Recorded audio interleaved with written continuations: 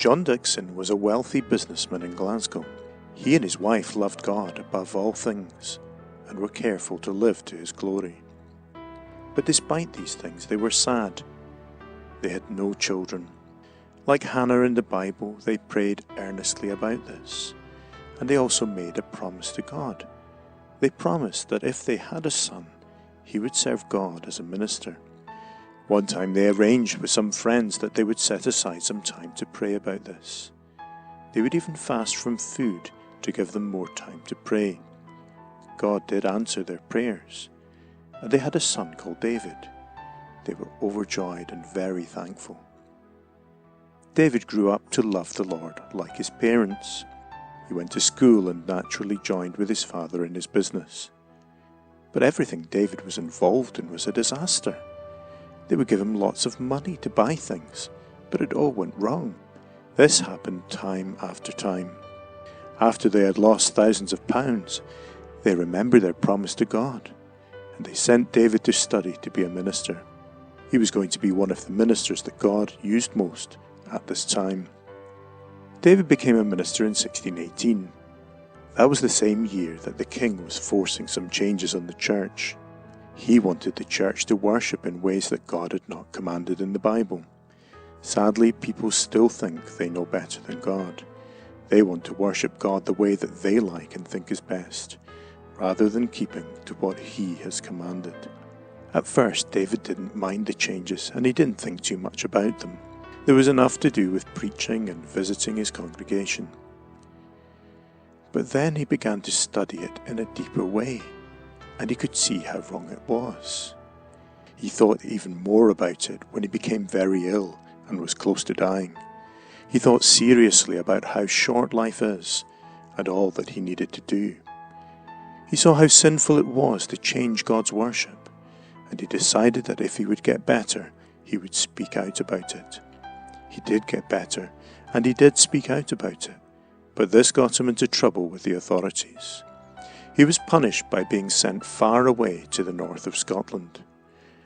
Although he could preach there, it would be hard being separated from his congregation.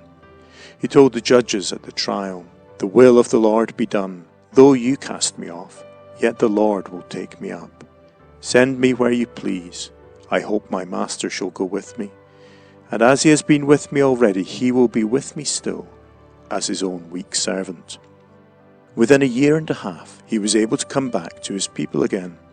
He cared a lot about their souls, and he found ways to make them think deeply about spiritual things.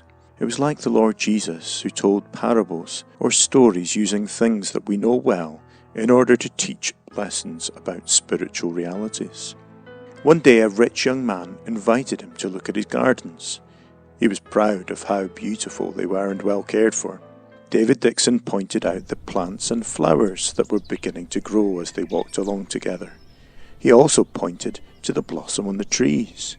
He spoke about how after some time the flowers and blossom would fade and die. Then he spoke to the rich young man about how this is the way with earthly things.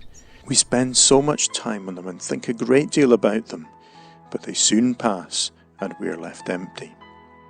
He told him how the things of God last forever, and how he must seek the needs of his soul and trust in the Lord.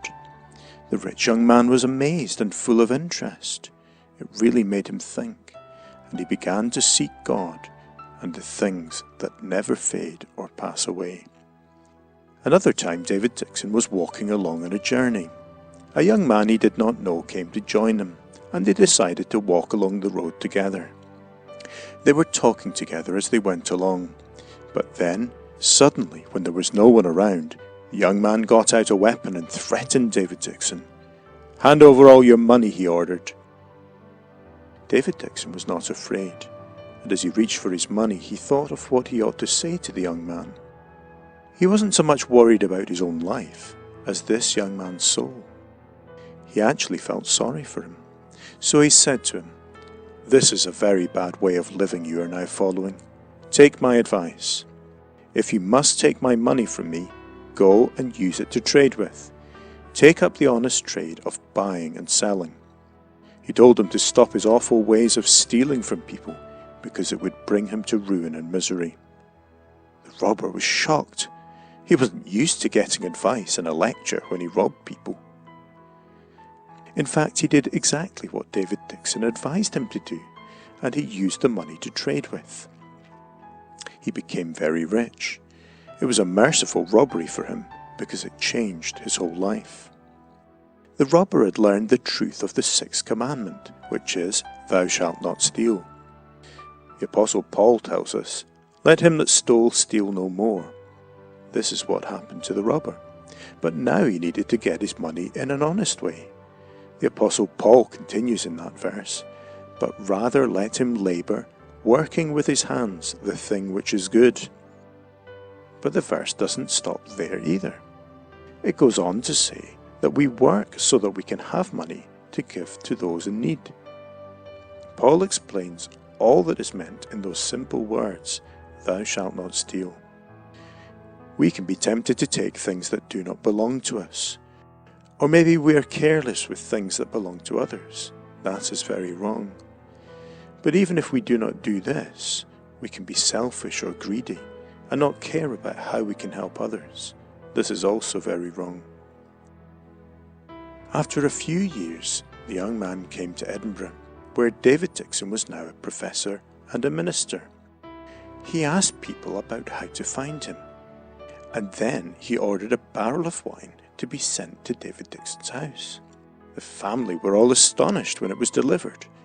They thought there must have been a mistake, but they decided to take it in until they could find out who should have got it instead.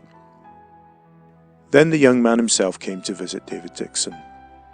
David was kind to the stranger, even though he did not recognize him. He got him something to drink, but then the man asked, "Is there any wine in the house?" David Dickson explained that there was, but that it had come by mistake. Then the man told him that it was he himself that had sent it, and asked him if he remembered being robbed of a lot of money and of giving the robber some advice. While David Dickson remembered about this, the man told him that it was he that had robbed him, and that he had followed his advice and become rich. Now he was giving him double his money back with this gift. Wasn't it strange that David Dickson had failed at this same job of buying and selling when he was young, but he had given advice to this man to take up that job, and now it had changed his life? We can be sure that David Dickson told the young man about his need of being rich towards God. Perhaps he reminded him about the parable that Jesus told, about a man who bought and sold things. He found a pearl of greatest value and sold everything he had to buy it. This is how it is with the Lord Jesus Christ himself and salvation. Nothing else has the value of the great Redeemer and all the everlasting blessings he offers. We are told that this young man was truly converted. Perhaps you often think about what kind of job you will have when you are older. Maybe you wonder if you will make lots of money too. It's right to use what we have been given to glorify God. So it's important in one sense, but it isn't the most important thing. When it came to the end of his life, David Dickson wasn't proud of all that he had done for the Lord. He wasn't depending on what he had done at all. All that would bring him salvation was not what he himself had done, but what the Lord Jesus had done.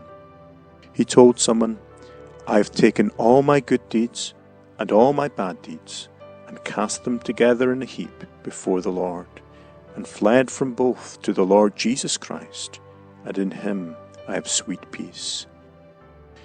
We can have lots of money and a successful job, but not have real, true, and lasting peace.